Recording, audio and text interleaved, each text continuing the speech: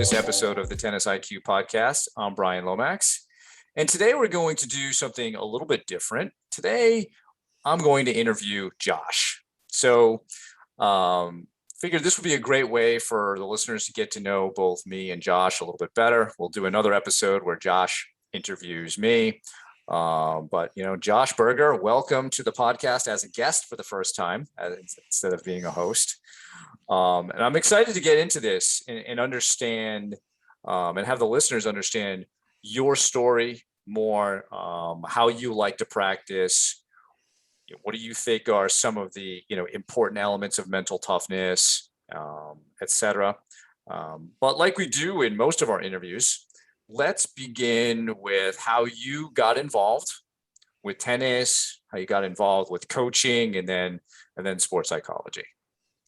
Awesome. Well, yeah, it feels a little weird to be on the other side of things, but it's no. When you brought up this idea today or when you brought up this idea of us, interviewing each other and getting a little bit deeper into our stories, I thought it was a great idea and a great opportunity to sort of explain a little bit more of the origin story of how I got into this position and where my perspective comes from, and same for you when your episode comes out. So I grew up in Fairfield, Connecticut. I played a lot of different sports growing up. Was always really into sports. I followed sports very closely from a pretty young age. Had radio in my room, would listen to WFAN, which is New York Sports Talk Radio, where they'd talk about the Mets and the Giants, the New York Giants, which are two teams that I followed closely, very closely. I used to go get the New York Times and listen and go and just read the sports section.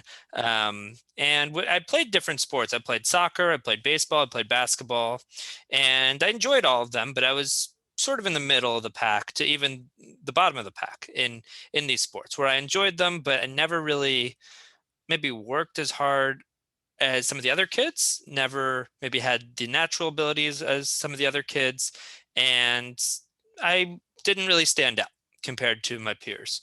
And as I was thinking about this a little more and how tennis came about, I think it came about in a couple of different ways. Number one, I always had a ping pong table in my house. My dad was always into ping pong, ever since he was a teenager, and ever since the day I was born, we had a ping pong table in my house. So we used to play. I used to play a lot of ping pong, still do, but go down to the basement and play with my dad and listen to records of the Beatles and a lot of different types of records and play a lot of ping pong. And that probably happened, starting in even elementary school or even beforehand, but, and on a very recreational basis would play that. And then I'd say towards the end of elementary school, going into the beginning of middle school, I started doing some more organized tennis. I had done tennis, very, very recreationally, playing with my dad, playing around a little bit, but never actually knew much of the sport.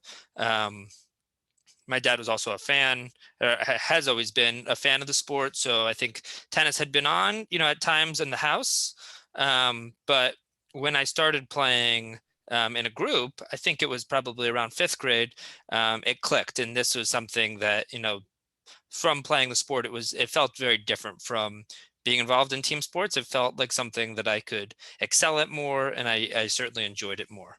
So started getting more involved with the sport, started playing went from 1 day a week to 2, 3, 4 days a week.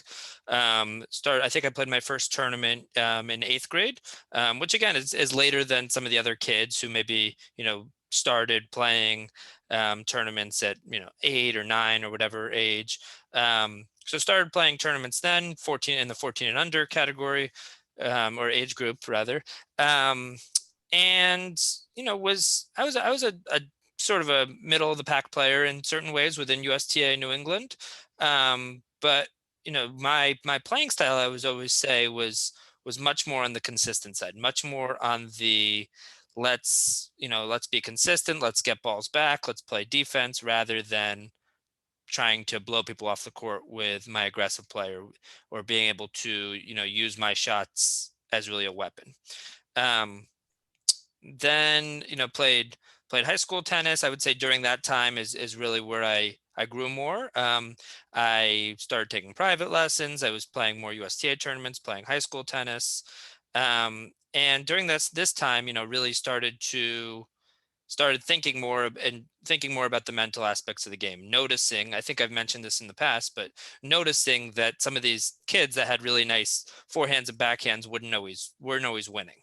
And even some of the kids that I would train with on a regular basis, I'd play with them a couple times a week, and they'd be swearing, throwing rackets. And not to say that I never acted this way, because there are certainly incidents where I did, but through playing some of these people on a very regular basis every week, sometimes multiple times a week, it became very clear to me that this type of behavior was highly detrimental to tennis performance. And I know I've talked on the show before about this, but also during this time during high school had the chance to really get in a lot of repetition of match play. I would do these Saturday night tournaments at Trumbull Racket Club in Connecticut on a weekly basis. Would do match play, was playing tournaments. So I would say that's when I started really putting in the hours of getting that experience playing match play, and of um, becoming a more experienced player. And I was getting better and better, but still, you know, I felt that my game, in certain ways, wasn't matching up to some of the better kids in the area. Maybe in certain ways because they got a head start, but just didn't feel like I necessarily had the weapons. But I would say from sort of the end of high school time, noticed that I was able to really fight, really be gritty, and pull out some of the longer 3-set matches, and sort of wear down some of the kids who um who maybe had bigger weapons over the course of a match. Um, this during the end of high school is when I read Winning Ugly, and a book that I've referenced, we've referenced many times in the past. And then when I got to college at Clark University, that's really where things kind of went to that next level in terms of wanting to pursue sports psychology as a career. Um, Clark University is really a school with a big psychology history. Sigmund Freud came to Clark in, I believe, in the early 1900s, and really introduced psychoanalysis to the U.S. at Clark. We have a statue of Sigmund Freud on campus, right in Red Square, in it's very prominent area. So psychology is also the biggest major.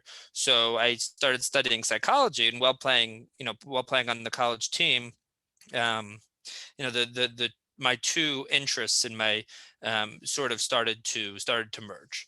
And it was also an interesting time at Clark, where, being a part of the team, where I was a part of the rebuilding phase for the team, where in the few years leading up to getting to the team in 2011, the team hadn't won any conference matches. Um, and in my first year, when alongside a few other freshmen, we had a very long run of many wins in a row, and we actually got all the way to the conference finals, where we lost to MIT, who are sort of the perennial um, the perennial they dominate the conference perennially.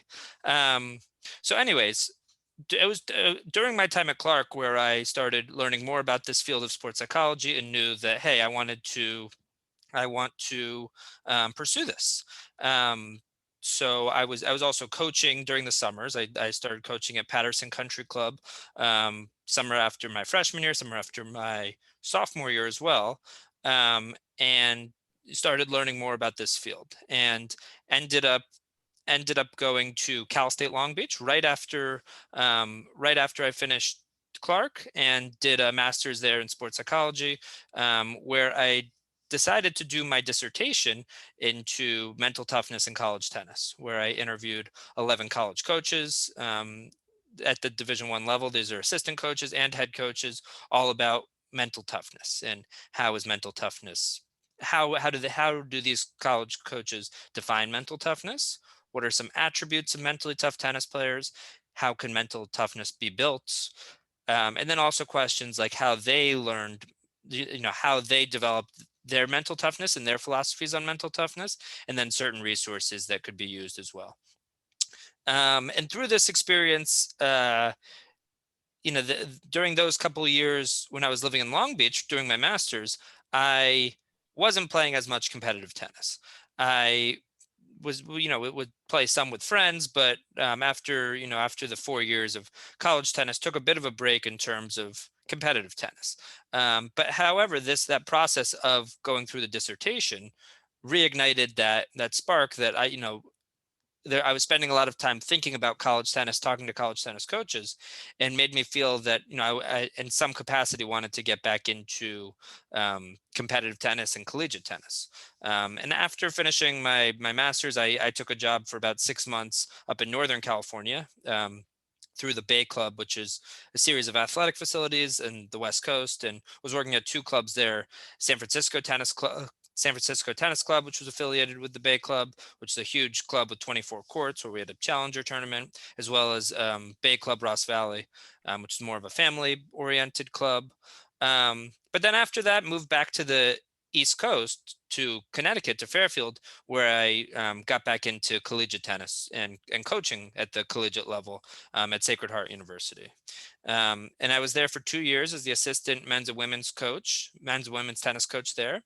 And it was in my second year there that I decided, I am passionate about coaching tennis, but I really want to start working in the field of sports psychology more and doing more work within sports psychology. Within my tennis coaching, I would incorporate sports psychology themes. I would, try to utilize what I'd learned, but I wasn't necessarily getting the specific sports psychology experience as much. And that's when in October of 2019 is when I launched my business, Tiebreaker Psych. And as we all know, a few months later, the world changed. The pandemic hit in March, or the pandemic really came to a head in March of 2020. Just I guess about five months later, and this was still in the early stages of my business, of me launching the business, and from Sacred Heart's perspective, where I was coaching at the time, our season came to an immediate end, as did just about as did every other collegiate sports team. Um, and at that time, I tried to view it as much as possible, though it was tough and though it was challenging experience. Tried to view it as much as possible as an opportunity to really dive into my business more, rather than trying to feel sorry for myself or something, and also being able to put things into perspective and saying, hey, this is a global crisis, this is a global health emergency, really. People are dying, people are getting sick all over the place. Being able to put my particular situation or my particular worries in perspective, at that level, I found to be helpful in certain ways, but also trying to have the perspective of viewing it as an opportunity to grow my business and to get it to that next level. So that's when was pursuing the business full time, which was really from April, when things wrapped up, until the end of the summer of 2020. And about midway through that, Brian and I launched this podcast, Tennis IQ, which has also been, really something that, had it not been for the pandemic, we probably wouldn't have ever started this. We wouldn't have necessarily connected and had the idea to start this podcast. So that has certainly been one of the biggest bright spots as well, that the pandemic and that this change in all of our lives has brought me personally. And so I was spending time on trying to grow the business. And then towards the end of the summer, an opportunity came up at the International Tennis Hall of Fame coach there. And I started in the beginning of September as an assistant tennis coach in Newport at the International Tennis Hall of Fame. And that was really a great opportunity for me to further hone my skills as a tennis coach, where I worked with all different types of players, kids as young as 3 or 4 years old, adults in their, all the way up to their 70s and 80s, and everything in between, including, higher level players, 4-5, 5-0 players, and many players on the 2-5 to 3-5 level.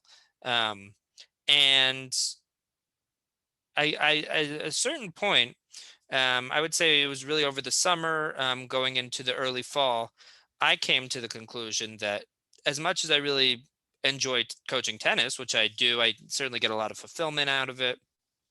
If I were to look ahead, a couple years ahead, 3 years ahead, 5 years ahead, 10 years ahead, really what I want to be doing, really what I'm most passionate about and what I feel the most purpose with is sports psychology, is really the mental aspect of the game. And, knowing that this is something that I have found meaningful since I was a teenager. Um, I, you know, I it became clear to me that what I wanted to do and what I do want to do is to pursue sports psychology fully. So last month I left the Tennis Hall of Fame and have been pursuing sports psychology and pursuing my business, Tiebreaker Psych, on a full-time basis, which is really, other than those few months last summer, towards the start of the pandemic, the first time I've been able to do that and not been managing, two things at the same time, trying to grow my business alongside another job, a full-time job. And it's been great. It's been almost a month now since leaving, since going full-time. And um, it's been really exciting, certainly scary in a certain way, leaving a certain level of security, but also, knowing that this is really what I'm most passionate about, what I want to be doing, and was ready to take the leap.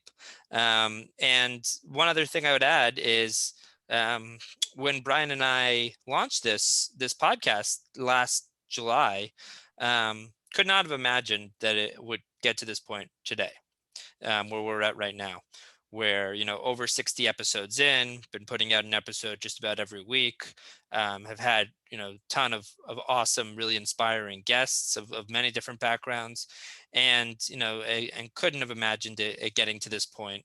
And, want to thank you, Brian, for all the support along the way, for guidance at many times, and, really looking forward to continuing with the podcast, and seeing where we can take it. But that's a little bit about my background and my story, and looking forward to the rest of this conversation and interview. Well, I appreciate the kind words, Josh. I mean, it has been a great time doing this podcast. I've learned a ton, and we've come to collaborate on a bunch of different things, not just this podcast. And I enjoyed listening to your story. There are definitely some parallels that we have, and then there are some big differences. What I really like, though, is how you really early on knew, maybe by going to Clark and seeing the psychology, and then marrying psychology and tennis together to then pursue sports psychology. And I think that's great that you've been able to do it at such an early age. And now that you're practicing, full time, which I also think is really good. I think, we had some discussions about that, and I was totally supportive of that, because that is a parallel that I went through also. And at some point you realize that you have to go out and do it, and practice it, and be seen as a sports psych professional, and not just be seen perhaps as someone I could take private lessons with. Mhm. Not that there's anything wrong with that, but if sports psych is what you want to do, then that's what you should do. And I totally commend you for having the courage to go out and do it. And I know you're going to be very, very successful at it. So there's been a few years now between, when you did your dissertation and you're practicing now. How would you say your conceptualization of sports psychology and mental toughness has evolved over the years? Because I'm sure it has. Yeah, that's a great question. So when I did my dissertation, a couple of the biggest findings were that you want to you want to try to find ways to add pressure to practice and try to simulate match like environments as much as possible. So this is something that I would say I've tried to implement, both within my coaching on court and also within sports psychology. So I can say, at Sacred Heart, for those 2 years, there's something we certainly tried to implement, both by adding more match play, by adding more consequences to practice at times, manipulating scoring rules, these are also things that I've done, on a more private level in terms of coaching, but also, within when I talk to athletes, trying to impart on them, how important it is that when they're training to try to simulate, number one, that environment, but also that mindset that they really want to have, so that when they're in a competitive environment, when they're in a tournament or when they're playing in a match, it they feel like they've been through it time and time again because they've gotten those repetitions in, and it doesn't feel so new. So that's one takeaway I would say from the dissertation and from that process. But I would say one of the biggest changes in terms of my own perspective, um, has related, number one, to coaching, but also has actually taken place through, I would say, this awakening that's been happening within sports as a whole, particularly professional sports, as it relates to mental health, but also as it relates to performance. And knowing that whoever I'm working with is going through a lot. They're people are going often through more than meets the eye. And knowing that when I work with somebody, I have a great opportunity, um but it's a privilege, right? So this is, I have an opportunity to help somebody along their pathway, to hopefully help them, get a little bit better every time they're out there. But this is a privilege in that, they're likely going through many things. So I would say, as it relates to mental toughness, I think it's important to know, and I think I've come to the realization more recently, that it's not a straight line, right? The line to from where you're at right now to where you want to be is not a straight line. It looks more like, almost like the stock market. I would Exactly. compare it to, where there's the ups, there are the downs, even within a given day, or within a given week, or within a month or a year. But if you can zoom out, you can see the trend of which way things are going. And I think that can be really hard to realize that or remember that in the moment, especially when things are not going well, when you have a lot going on, when maybe you're in a slump or coming back from an injury. I think it can be really tough. Tough to keep that perspective, and tough to remember how far you've come, and that all the progress that you've made. But being able to maybe zoom out, see it from an outsider's perspective, maybe talk to some of the people closest to you, have some of those, deeper conversations about how far you've come, about where you want to head, about, maybe even having conversations with people close to you about what they see as, your strengths and weaknesses. Because I think it can be easy in those moments to forget about your strengths or forget about what you're really doing well. Um, so I try to utilize that perspective when working with athletes now, and now my perspective of mental toughness is not so much just, that you're going to be tough every day, and impenetrable, and not ever, have any challenges. But it's, hey, I now have the mental fortitude. Mental toughness really is that fortitude of being able to withstand, whatever life throws at you, those ups and those downs, knowing that it won't look the same every day, knowing that you won't necessarily, feel as courageous every day, every single day, or be able to bring that same level on the court. But over the long period of time, being able to withstand it and be resilient, is sort of the has become more the understanding of mental toughness that I now embody, and the way that I understand it, rather than, you know, somebody who's tough all the time or never shows any negativity, or is more stoic and even keeled, which I think can be certainly positive qualities. But I think having a more maybe realistic understanding of it knows that every person is different. Some people show more emotions than others, but that mental toughness really is that ability to withstand all of the challenges of life and still continue to grow and continue getting that 1% better every day that we strive for. In your answer, I hear themes like empathy, recognizing that not only is tennis difficult, but life is difficult. And, I think our position in sports psych practitioners is to have a lot of empathy for the people we work with, to recognize that what they do is not easy, it takes a lot of courage, et cetera. And I also hear elements around like mental flexibility. It's not so much, like you said, just being this tough thing, but it reminds me of a Bruce Lee quote that I'm sure I'm going to butcher, but it has more to do about how, the willow or the bamboo tree, because of the way it shapes with the wind, is actually a much stronger tree than, say, one that is more rooted into the ground, right? And almost like be like water as well. Water shifts and moves and is very flexible, but it's one of the most powerful forces on the planet.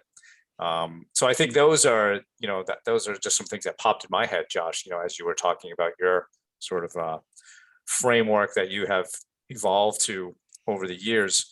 What are some, let's say, perspectives or mindsets that you feel are important to pass on to your students or help them develop?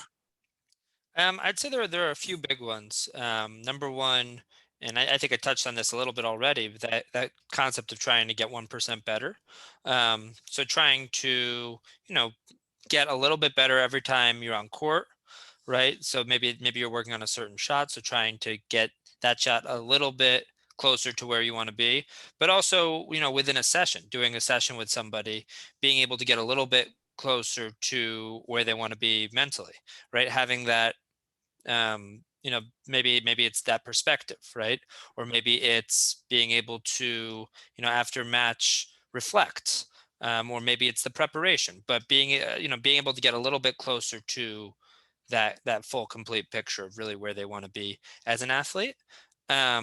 So that's a part of it, and I think what's connected to that is really that focus on the process. So not constantly thinking about the outcome, and constantly thinking about wins and losses and rankings and UTR ratings.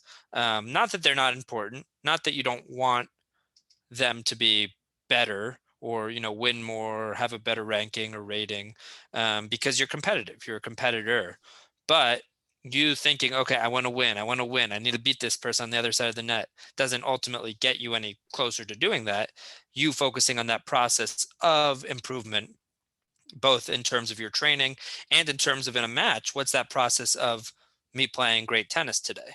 So trying to I try to use that concept of process, focusing on the process rather than the outcome. I try to use that as one of my starting points, to really understand that, hey, this, first of all, what we're doing, right? Me doing a session with somebody, it's not a necessarily a quick fix. It shouldn't be viewed as a quick fix. Where, okay, we talk for an hour, and all your troubles are gone, right? That's not how this works. It's a process of, just like you trying to get your forehand to that next level is a process, or just like your strength and conditioning is a process. The mental aspect of the game is also a process, and it takes that dedication, it takes that consistency, and it takes the training, to really get things to the next level. So understanding that, hey, it's a process, understanding also it's not a straight line, there will be those ups and downs, but keeping the perspective, trying to get a little bit better every time you're out there, every day, every week, makes it easier to get to that finish line ultimately, because you're not going to give up halfway through, or you're less likely to, at least.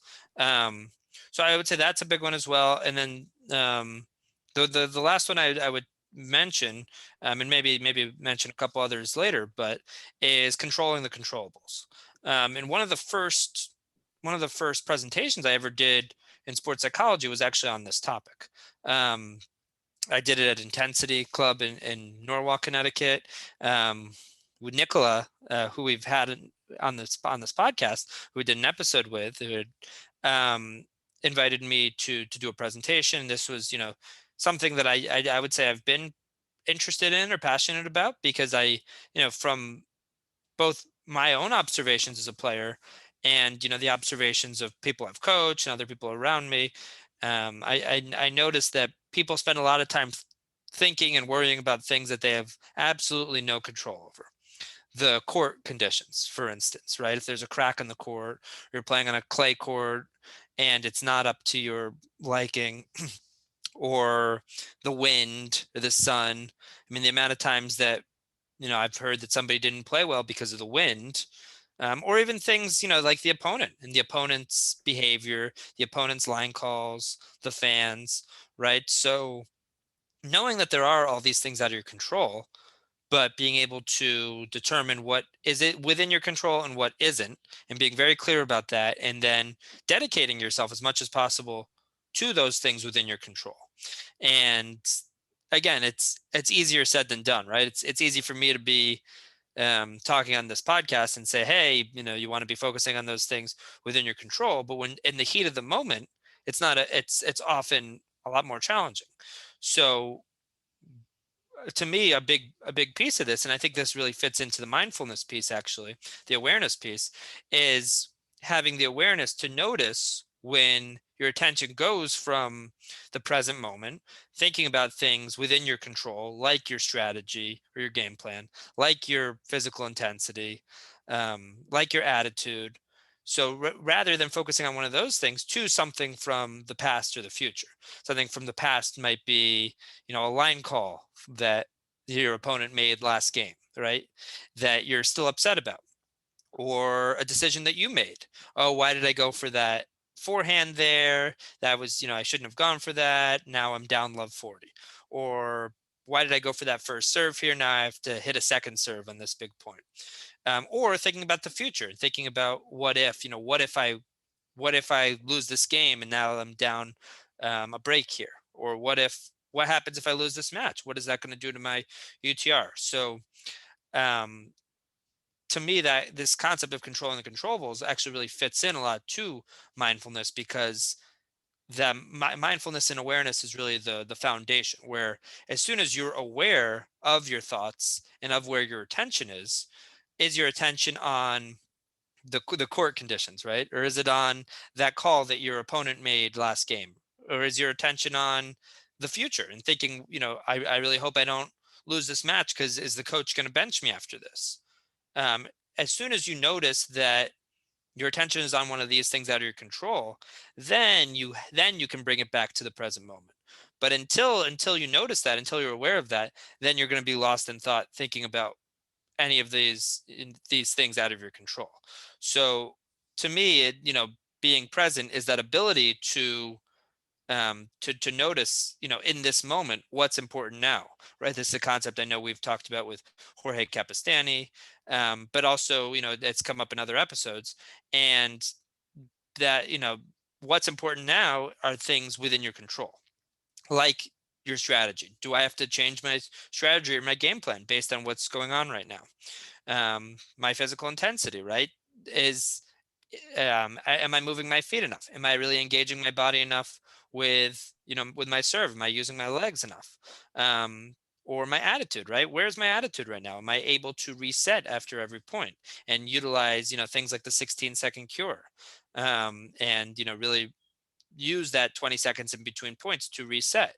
Um, am I able to go into, a high pressure point with the type of mindset that's actually conducive to me performing my best? Or am I lost in thought thinking about something else? So I think this concept of controlling the controllables and how that really fits in with awareness and mindfulness, um, is also one of the biggest um, foundations of the work that I do, and how I, try to, um how, with working with players, try to, help them become aware of their own thoughts and where their own attention goes as they're competing.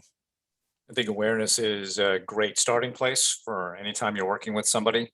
Um, just because I feel like it all sort of flows out from that. Because if you're not aware of these things, it's hard to apply certain techniques and get them to work. And mindfulness is a good tool in order to do that. But mindfulness, it's like a broad topic. We did do an episode on this, but let's maybe hone it down a bit here, because it's easy to say be mindful, right? And mindfulness is often promoted, especially these days, as some sort of panacea to cure everything that is going on in your life. But I work with some players who they say they do meditation. They may do it on their own. They may do it with an app. And I have a few examples of this where in some ways it's hard for me to believe, only because they have very noisy minds. They're very judgmental, and which are things that when we read about or are told about mindfulness and meditation, that it's supposed to help with that. Now, granted, we're not supposed to do meditation looking for benefits. The idea is just to practice and practice and practice and see what happens. But I'm curious, Josh, you talked about building awareness through mindfulness. Are there specific things that you have players do? Do you help them engage in meditation, whether that's using an app or doing something on their own? Is it mindful walking? Are there other activities that you suggest to athletes to begin to build that awareness and hopefully get to a place of more or less judgment about things and so forth?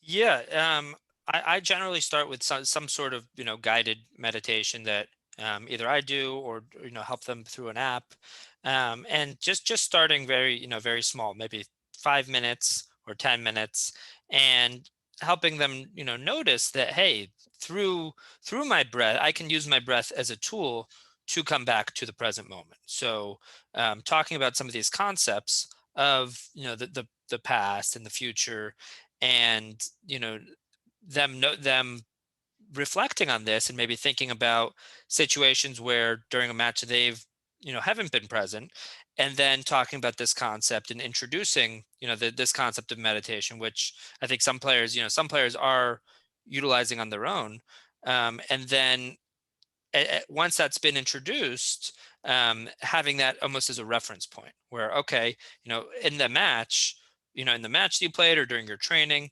where are your thoughts? Do you find that they're more going through the motions of what you actually have to do in this upcoming point, almost planning out the point, going through the different steps of your in between points routine, or are you thinking about something from the future? So I think it can start certainly with meditation and some sort of guided meditation, and there's so many great apps out there to get that process started. But that is really the foundation, where I don't view mindfulness at all as a panacea. I think I think there are so many different other aspects that need to be learned, motivation, confidence, focus. But in my view, mindfulness and really awareness is the way I would think about it, is the foundation that many of these other skills start out with. So, once you can be aware of your thoughts, then you can channel your focus and channel your attention towards something that you actually want to, something that's important in that moment. Once you're aware of your body language, and there are certain tools that can be helpful here, like video. That once you're aware of your body language, then you can actually do something about changing it, which is going to impact your performance. Once you're aware of what you're doing in between points, then you can actually make an impact. Once you're aware of your breathing, then you can utilize specific breathing techniques to increase your performance. So I really view awareness as that starting point, where until you're aware of something, until you notice that that something is happening, then until that point, then there's nothing you can do about it. But once you're able to actually notice it and be aware of it, and the training of mindfulness really makes this more possible. But once you are able to be aware of something taking place, then you're able to make that step and improve on that area, but not until then. So I more so view it as a foundation. a mindfulness activity that I know helped me improve a lot of awareness, and maybe not one that we suggest that often, is yoga. Yep. It really made me, because I think as tennis players, recognizing where we have tension in the body is very important. Actually, it's true. That's true for any athlete, right? And in going through yoga really highlighted a lot of that for me, but it also helped me to communicate with different parts of my body so that I could build some of that awareness. And part of me wishes I had had some of that earlier in my career. I think one of the challenges of being an older athlete is some of that tension is a little bit more, it resides a little bit more deeply than it did, say, when I was a teenager or in my 20s. But yeah, just building that awareness through something like yoga, which we would consider a mindful activity. There's a lot of focus on the breath in there, and that is something I have suggested to some players over the years. And I know that I do some work at Bryant University. A lot of the teams do yoga classes as teams, and almost all of them have derived positive benefit from that type of practice. So let's shift, Josh, now to thinking maybe about some different tennis audiences that you work with, because I know you work with a wide variety of ages and ability levels and so forth. Let's start off perhaps with like junior players and college players, maybe the junior player looking to transition to college as well as the college player. What do you think are some unique challenges that are experienced in that demographic? I would say one of the biggest challenges, believe it or not, is the UTR. Is UTR, ratings, and not just to always be pointing the finger at UTR, because I know we've mentioned them a number of times, but UTR ratings and also USTA rankings, right? So players thinking about I think at that age, for good reason sometimes, because players are looking to make it onto college teams or looking to get college scholarships. Players are very aware of their UTRs or of their rankings, and are often, in comparison with their friends, or they have to have a certain rating to make it onto a team or to get that scholarship. And I would say that can, that can sort of hold a lot of people back.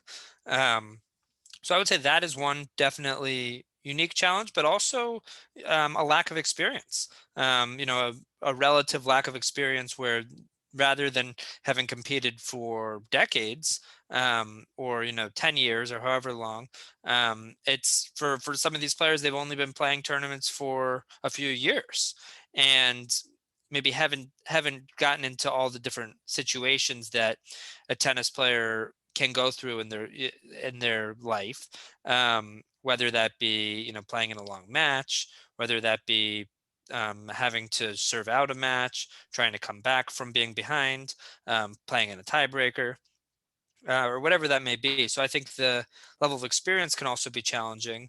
And there's certain social dynamics, whether it's high school tennis, college tennis. There's always dynamics over lineups, and who should be playing higher in the lineup, who should be playing versus being on the bench. um, Dynamics with doubles partners as well. And oftentimes in high school and college teams, most of the players are very close, so it can be tough, as it relates to lineups, and one player is playing above another player, one player's in the lineup, the other player's not.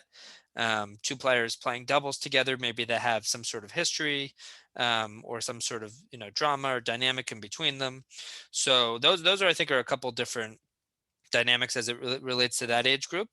Also, I mean, you're still, especially as a teenager, especially going into college, but you're still growing, you're still developing as a person, as an athlete, still trying to get stronger, still, you know, getting wiser in certain ways.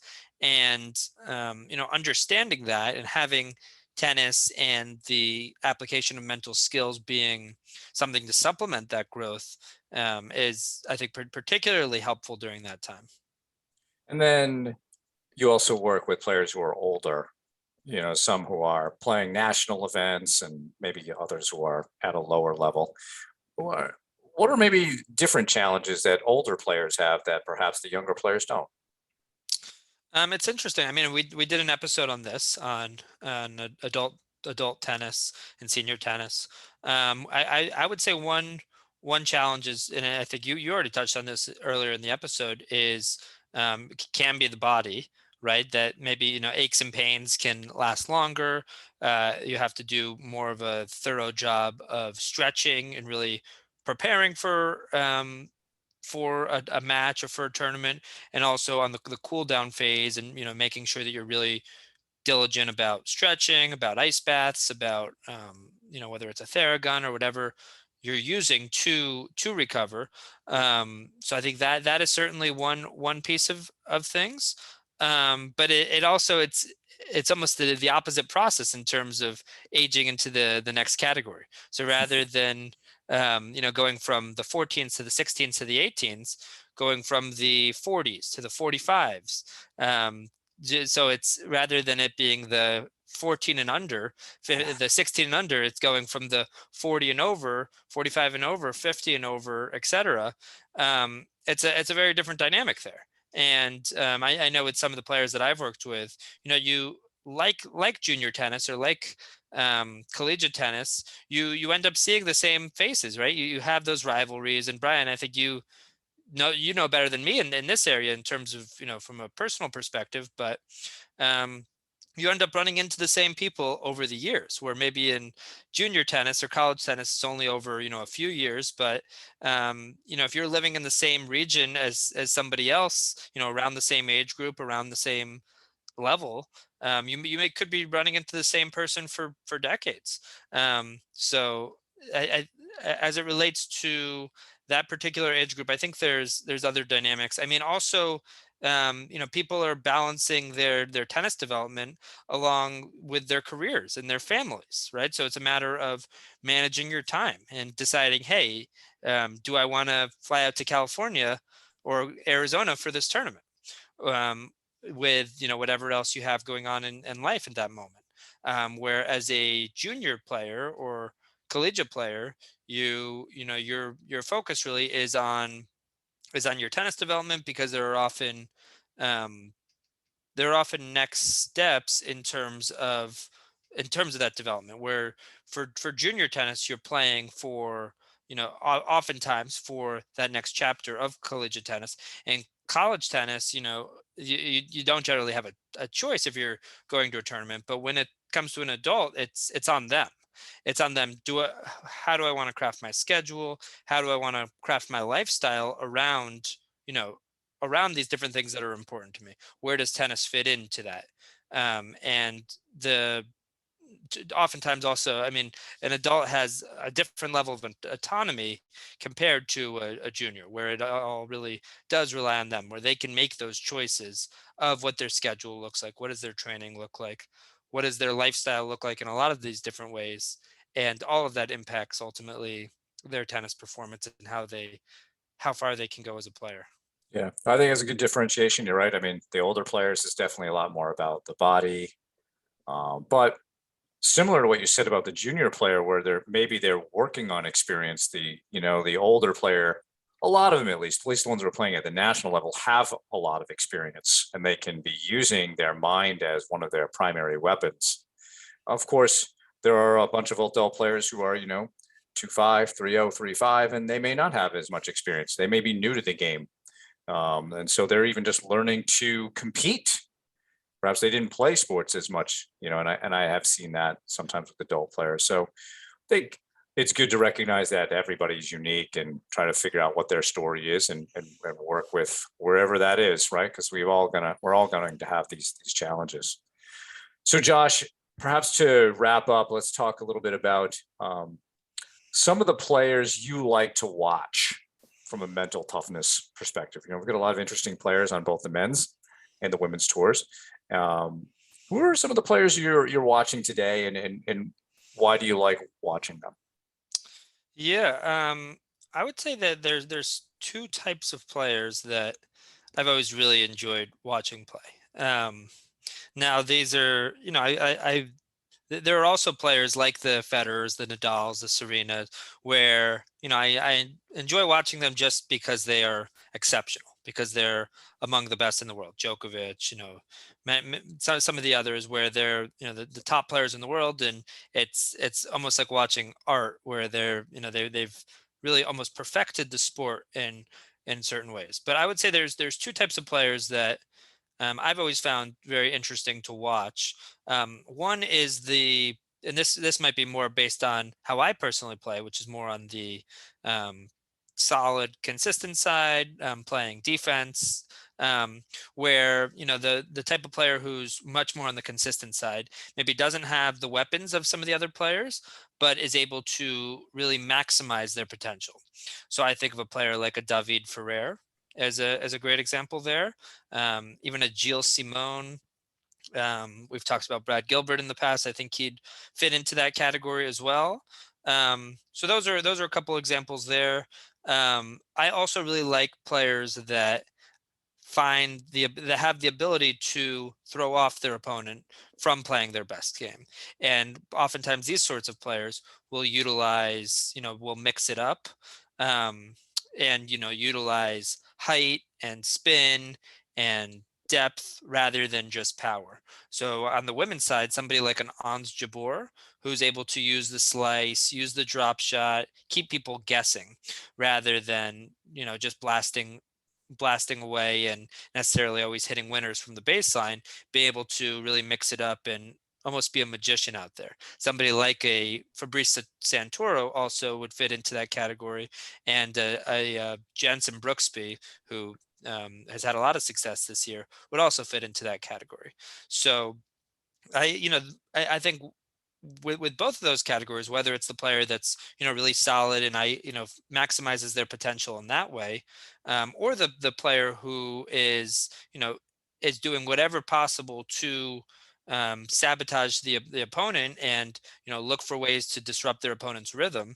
And I would also add in not to there are also players that play a lot more aggressively that also certainly maximize their potential. I mean, I look at somebody like a John Isner as somebody who has certainly huge weapons in certain ways, whether it be his serve, obviously, or his forehand, but is able to have a top 10 career for much of his career, despite not moving as well as some of the other players, and despite maybe not having every piece of the game in the same way, but is able to really maximize their game. So I'd say broadly it's those players that have really done the work to maximize their potential as much as possible, and also those players that do whatever possible to really disrupt their opponents from their game plan. I also look at a Medvedev as somebody where, yes, he has the skills certainly as much as anybody, right? You look at his serve, you look at his speed, but he plays in an